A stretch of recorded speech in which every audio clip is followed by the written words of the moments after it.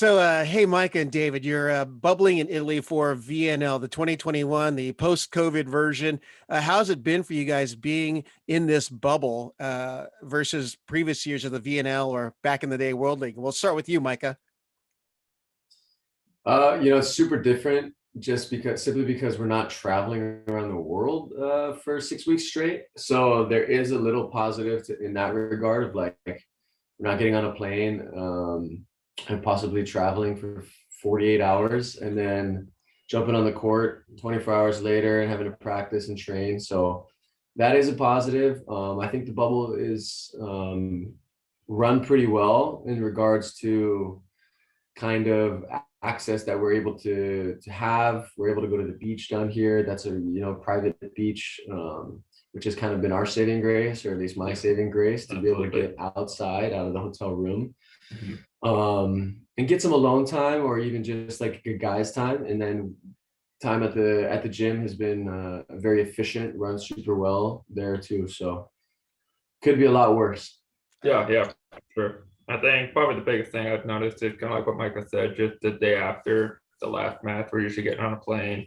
The advantage of that is usually we get to go out and see the cities where we are. But with the bubble, we're in the bubble, like Micah said, we're in the hotel. We have a private beach that we can walk to, or it's the venue. Those are the only two places we go. We can't, there's cafes across the street. We're not allowed to go across the street and get a coffee in the morning or anything like that. We have to stay in the hotel. So it's definitely a very different experience because you don't actually get a sense for, the city of Rimini that we're in. But like Micah said, it's been pretty well run. We have everything we need. We guys have kind of their own little, like I have a little coffee shop in my own room. I brought a French press and a grinder and a bunch of coffee. So I'm starting a little cafe in here. And Micah got a little coffee pot in his room. So we're kind of creating our own kind of mental break to get away from just the monotony of staying in your room all the time. So we're making it work. Potential small business opportunity for you after you retire then for you guys then? Exactly. Well, so I know a few of the guys have some young families, and you two definitely have young families, but how has it been like for you guys trying to stay connected with, you guys have been around the world with your family playing both in Poland and in Italy, but what's it like for you guys now having to be apart from them? And we'll start with you, David. For me, honestly, obviously it's different, but at the same time, like I said before, we're usually traveling for 5-6 weeks in VNL every year. So I'm not at home in California during that time anyways. You just go from place to place to place. It's not like we have a couple days at home where we check in with our family before we go to the next location. So for me, it's like this period is just, I have a month where I don't see my family. Obviously, my kids are getting a little older. I have one, my Cohen just turned 9. Normally, it's a little more than 2.5 right now. So they're obviously getting bigger and they're getting more fun to interact with. And they actually understand, dad's leaving. Cohen more so than Amelie. But, thankfully, the technology like this, I can check in with them every day, say hi. I got to chat with them a little bit this morning before they went to school. But it's kind of the routine that I've gotten used to playing with the national team for the last 10 plus years is I'm at home, but I'm not really at home during the summer. I'm always traveling with the guys, and that's kind of just what we do, what we have to do to kind of compete at this level. Yep. How about you, Micah? Yeah, I think fortunately and unfortunately we're used to it. So there's a little bit of a rhythm, but you never really want to be used to away from your family, right? So playing overseas, sometimes we'll send our families home a little early. Mm-hmm. So I know David did for this past professional season, and I did as well. And so we did a couple weeks away from the family, and it's never easy. But thankfully, we have technology where we're able to see them. They're still at these ages, or at least maybe Amelie and Zeke right now are at the ages where we're like, oh, daddy's on the phone. Yeah. And then it's like, okay, let me go play with something else now. Yeah. Like it's fun to see daddy for a little bit, and then it's like, okay, like I'm less interested now after that little bit. So, Yeah. so it's nice to have, but it's never the same. And Yeah. so it's hard, but it does come with the job, and it's it's what we signed up for. So just doing our best to be here for the kids whenever they're going to school, Yeah. whenever they're waking up, or hopefully, sending them videos of like me singing a lullaby to Zeke so he can watch it on his phone before, or his mom's phone before he goes to sleep. All these like little things that you try to do to make the effort because you're not there. Yeah. It's just Right. like Dave was saying. Yep. Now I'm curious, what did Coach John Spura have any, or what words did he have for you guys after that Brazil match, and then after the first weekend of VNL? And why don't we stay with you, Micah? I think it's kind of what David and I have been talking about. I think it's just analyzing opportunities of what we can get better at. I think John's been pretty consistent at that through his whole career in USA volleyball. Is let's break it down. Let's see how we can get better, and let's try to take that little percentage of improvement that we can do and capitalize on it, because it's the little percentages that are going to get us those gold medals. And so we're at this, let's say, elite level where the jumps aren't going to be huge jumps. Mm-hmm. The jumps are going to be very, very small that make the biggest differences, because we're all at a pretty high level of volleyball. Mhm. So we're just trying to break it down. We're trying to figure it out. It's kind of the fun of it. And we're right in the beginning of a very long tournament, and the beginning of a very long, okay, let's say short summer, but a very important summer. Yeah. So we're just putting our head down and we're working. We're not really Yeah. changing anything. We're not gonna go up in arms if something goes wrong. We're gonna sit down, we're gonna talk about it, and we're gonna try to get better, because that's all we can do, and that's the only thing that's gonna work right now. Right. Well, I'm going to go to my next question here, but and David alluded to it in one of his responses earlier about like TJ DeFalco, but we've seen a different combo of lineups for the USA. But for you two, considered the veterans, who has been playing well in your eyes? And we'll start with you, David, on that one. Nobody. The crotchety Yeah. veteran Yeah. saying you guys are terrible. Everybody's playing well. Yeah, no, I mean, I think we're kind of putting things together, but I think the effort out there has been really good. I think everybody's pushing, everybody's playing well. A lot of guys have shown growth in their game, this season overseas. So that's been like really fun to watch. And like you said, we just have so many guys going through the lineups right now. Everybody wants to show their best. Everybody wants to contribute to the team. And so that's been really fun. But yeah, I mean, I think everybody's doing well. It's been super fun. Yep. How about you, Micah? I think what Dave said, I think certain guys come to mind. Like, I think TJ's been playing a big role for us right now. He's played all 3 games, and he's scoring a lot of points for us. Yeah. And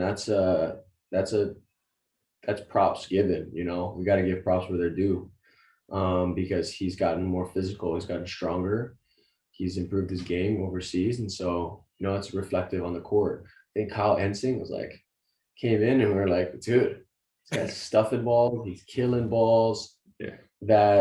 He's always stuffed a lot of balls, but he's killing a lot of balls that he didn't used to kill. Mm-hmm. And so he's put on muscular weight as well. And so it's always a very pleasant surprise when guys come in and they've obviously physically grown, but also just grown in their game. So those two stand out to me, because they're not, let's say, regulars that you see on the court, Mm-hmm. but they came in and made immediate impacts, and it's a great start. Yeah. Watching the broadcasts online, TJ had a target on his chest because they were just serving him. Everything was going towards him. But what were you guys as veterans telling him in timeouts, or the coaching staff? Because it is pretty apparent everyone's game plan was the same: hit TJ. Eddie, you can step in on that one if you want. I think you just test the new guy, right? The new word guy. I mean, when you got Eric Sochi sitting next to you, Yeah, yeah. everybody in the world looks like a poor passer when you sit next to Eric. So, yeah, I think like Micah said too. I mean, you get a new guy in the court, you want to test him, you want to see what happens, and he's not going to pass every ball perfectly, but he's been doing a good job. And like Micah said, he's played all 3 matches, so especially against Argentina, you can definitely start feeling that. I know he's young, but you can start feeling that in your legs. So it's more difficult to kind of keep that focus and to keep that attention to detail because our offense starts with a good pass. And so we rely on TJ to kind of initiate that for us. So yeah, it's about trusting himself and he knows it. Yeah. We don't really need to tell him. He's good. He knows he's good. And maybe all of us need a reminder every now and again. But he's just a talented player. And so him understanding even like that a medium pass will get the job done because his shoulder is crazy. Yeah. Like that stuff is great too. Like he's got a handful of jobs and he's doing them well. He's handling them well. And that's like we've been saying, like him playing these 3 matches, getting all of that experience at a super high level is awesome for his growth. Mm-hmm. And I think it's only going to help along with David's growth and my growth, not only individually, but as a team, as a teammate to newer players that we're not used to playing next to. So there's a whole lot of room for all of this growth. There's all of these dynamics in volleyball that are kind of overlooked, let's say. So to be able to log that time with different players on the court is also very valuable. Yeah. Next question for you guys is we still haven't seen some of the other veterans and Matt Anderson and Taylor Sander, but even like we're kind of excited to see what Brendan Sander does or Libero Dustin Watton or even Kavika, and some other names that are on that roster, Josh Tuninga. Any idea when we could see them come into play? I mean, we'll talk about week 2 because we were before we got on the call. You guys have a pretty brutal week 2, and my guess is we probably won't see them, but I could be wrong. So, but when can we see some of these guys taking court? And we'll start with you, David. Yeah, I mean, obviously, like I said before, the staff has had a vision of what they want to do, and so I think it's a balance between making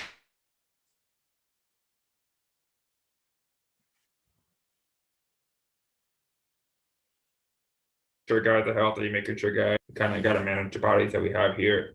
And so I think, some guys need to get some reps early on. Some guys are going to get the reps later. I think it's mostly just, again, like Micah said,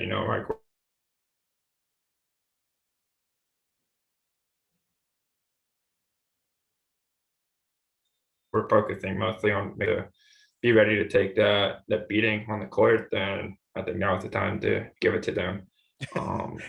Now's your time to take your beating. Yeah. Sorry?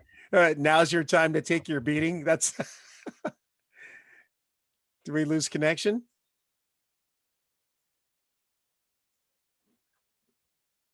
Yeah, everybody on the court eventually, but I mean, obviously that's the staff decision, and our job is just to be ready for whenever our name is called.